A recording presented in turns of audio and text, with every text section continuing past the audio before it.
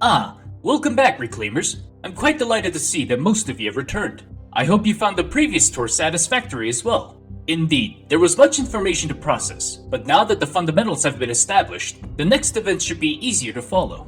Oh, and for any newcomers, I am 628 Enduring Shadow, the interim monitor of Installation 05, as well as a part-time assistant curator for the Shadow Marshal, a role which I've very much come to enjoy so far. In the last tour, we explored the introduction of the Precursors and their hand in the genesis of this galaxy, as well as the rise of their children, such as the Forerunners, who happen to be my own makers, and of course, your very own ancestors, who were once my maker's fiercest rivals. Fear not, Reclaimers, I do not hold that against you. In fact, it was a pointless conflict, because in the end, we were all manipulated by the one and only true threat of the galaxy, the Flood. Speaking of the parasite, that will be the subject of today's tour, as we will enter the specimen chamber. But before we proceed, I must first ask you to please stand still. These are Class 8 containment suits, designed to protect the user against all known forms of toxic threats, ranging from chemical, biological, radioactive, and physical agents. The suit's energy shielding provides an impenetrable barrier against all agents, thus putting the user in a protective vacuum. Given the highly virulent nature of the Flood, maximum precautions must be applied and there can be no margin of error. If you think we are overreaching with our measures, know that this parasite is unlike anything from those of your own world. This parasite does not cause pandemics that momentarily slow down societies. No, this parasite causes extinctions by devouring entire planets. As the renowned shipmaster Urtas Vaden once stated, one Flood spore can destroy an entire species. Therefore, I advise you to heed my warnings and not take this matter lightly. If you have any objections, this is your one chance to suspend your participation. If you wish to leave this tour immediately, please raise your hand and the Spartan fire team behind you will escort you out. No one? Splendid! In that case, here are the required protocols when we enter the specimen chamber. Protocol 1. Do not attempt to remove your containment suit. It is the only thing that protects you from potential exposure from the Flood. If you need to relieve yourself, or just have an itchy butt that must be scratched no matter what, the suit system will automatically assist you in your relief. Protocol 2. Under no circumstances are you to touch anything inside the chamber. Failure to uphold this protocol will result in your immediate expulsion from this tour, as well as a permanent ban from Installation 05. Protocol 3. You are required to stay within the tour group, and under no circumstances are you to leave the designated perimeter. Any attempt to leave the perimeter and loitering in unauthorized areas will likewise result in your immediate expulsion and a permanent ban from Installation 05. As long as you follow these protocols, maintain common sense, and do not do anything asinine like those Covenant meddlers in Installation 04, there should be no issue. Any questions? No one? Splendid! In that case, we shall now proceed into the specimen chambers. Please watch your step.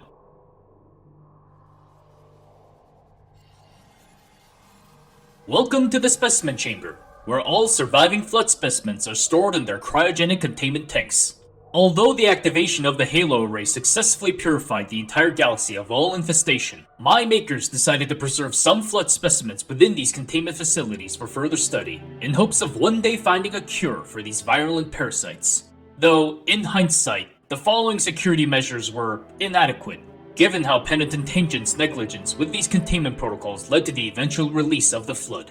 Therefore, I, along with the aid of both the Reclaimers and their Saghili allies, am working tenuously to ensure another containment breach does not happen again. Even the release of a single specimen can spell doom for every single living organism on this installation. Now, take a good look at this specimen in front of you. Observe its forms and details. What do you think of it? Some of you may feel disturbed by its unusual bulbous body and tendrils, almost resembling something out of the abyss of the Earth's oceans. Some of you may feel otherwise, seeing nothing more than a small creature that could easily be disposed of with well-placed shots of any firearm. However, do not be deceived. This parasite is the very thing that almost consumed our entire galaxy, and still poses an existential threat to all life inhabiting it. This particular specimen, known as the Pod Infector, may seem unassuming on its own. However, unlike any other parasite, once it manages to consume a host organism, it hijacks its functions to further its objective of spreading the infection. The consumption process involves the pod infector penetrating its tendrils into the host organism's nervous systems, which allows the parasite to gain control of the victim, including its neurological functions, as well as initiate a violent mutation of the body to suit the parasite's needs. Yes, quite gruesome indeed.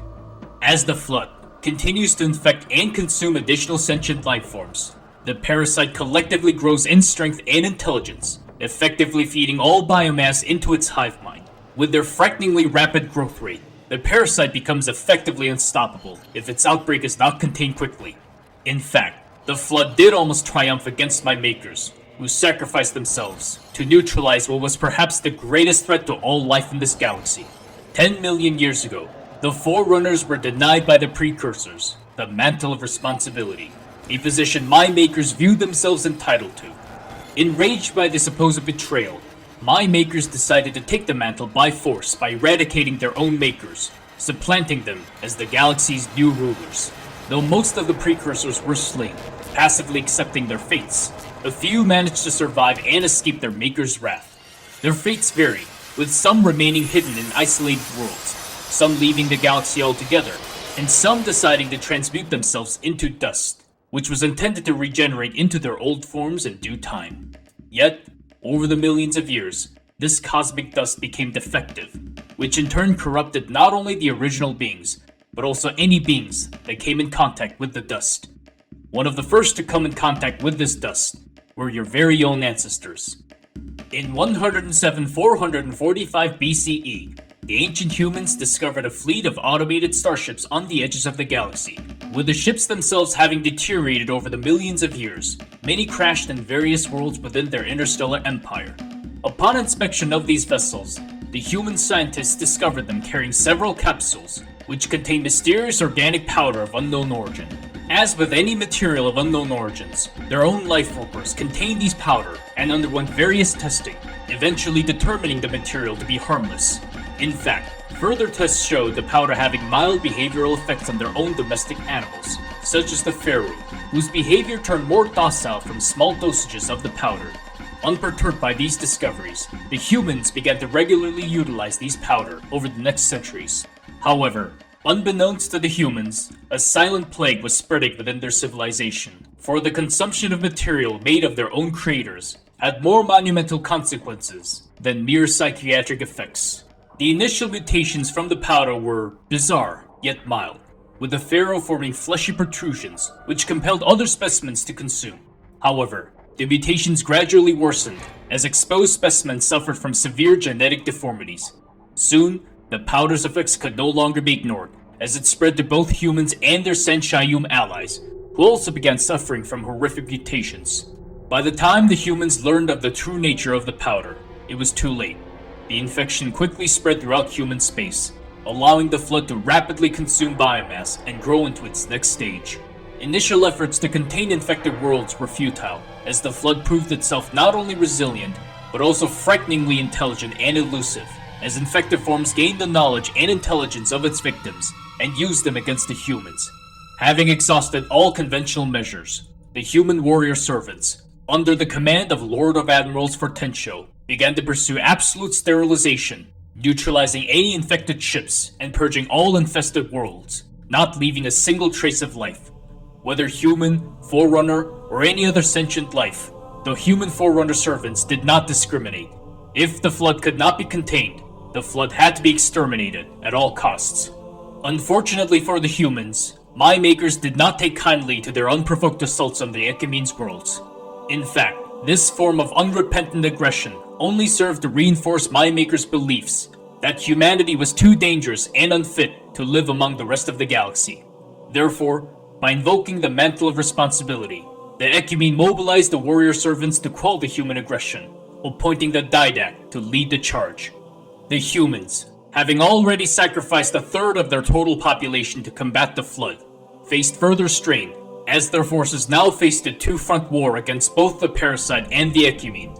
Nevertheless, the humans endured, determined to eradicate the flood from the galaxy, even at their own expense. However, suddenly without warning, the flood seized their assault on the humans, with the remaining forces either dying out or receding from the galaxy. both the humans and my makers were baffled by the sudden turn of fortune. To this day, it remains a mystery why the Flood deliberately chose to capitulate itself, when it very well could have overwhelmed both the humans and the Ecumene. Some lifeworkers theorized that the humans developed a cure against the Flood, which caused the parasite to wither out in their presence. However, no concrete evidence of such cure exists. Nevertheless, the humans wasted no time and neutralized all remaining Flood infestations in the galaxy. After thousands of years, the parasite was finally no more. Humanity, though exhausted and worn thin from its brutal campaign against the Flood, ultimately stood victorious. Yet, their victory proved short-lived, as my makers turned their attention towards the weakened humans. While humanity battled the Flood, the Didact and his warrior servants built up their forces and consolidated themselves into a strategically advantageous position.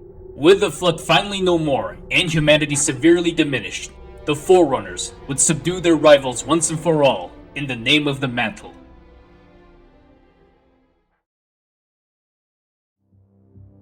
And that concludes today's tour on the Flood. I hope you Reclaimers found its urgent contents educational. As disturbing as today's subject was, it is paramount that you Reclaimers know how much of an existential threat this parasite poses. The Flood does not feel any emotion, including fear and pain. It only possesses one function: to consume and expand. The Flood is the reason why your ancestors suffered tremendous burden to contain its outbreak. The Flood is the reason why my makers were reduced from the rulers of the galaxy to relics of the past. The Flood is the reason why the Halo Ray exists. The Flood is the reason why the galaxy is in its current state.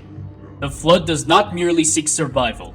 The Flood seeks to build, control, and dominate. It does not consume life merely for sustenance, but was created for a specific purpose by its original creators, who did not recede from the galaxy without leaving behind a gift. And unfortunately, the parasite still poses an existential threat, as there are more Flood containment facilities scattered throughout the galaxy, which could potentially cause more outbreaks. Therefore, it is of paramount importance that we secure them and ensure such horror does not repeat ever again. As one who personally bore witness of my makers' desperate struggle against the Flood, as well as the final years leading to the Great Purification, may you Reclaimers never experience the horrors we endured, nor repeat the same mistakes my makers made. In the coming tour, we shall explore the subsequent conflict between my makers and humanity, before the eventual return of the common enemy. Until then, please follow these sentinels as they escort you to the sterilization chamber. As stated before, maximum precautions must be applied, and there can be no margin of error. Until next time, Reclaimers.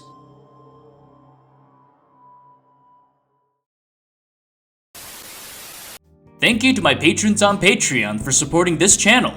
My $5 patrons are Kapitan Sladek, Kidsap, Chocoburb, and Dravenraven. My $2 patrons are Komida the Prep Cook Demon. If you would like to appear at the end credits of my videos, as well as have early access and exclusive content on Patreon, feel free to hop on over to patreon.com/LTELawrence and give a pledge. Your support is greatly appreciated. Thank you for watching. Until next time, this is T. Lawrence of the Arcadia, signing out.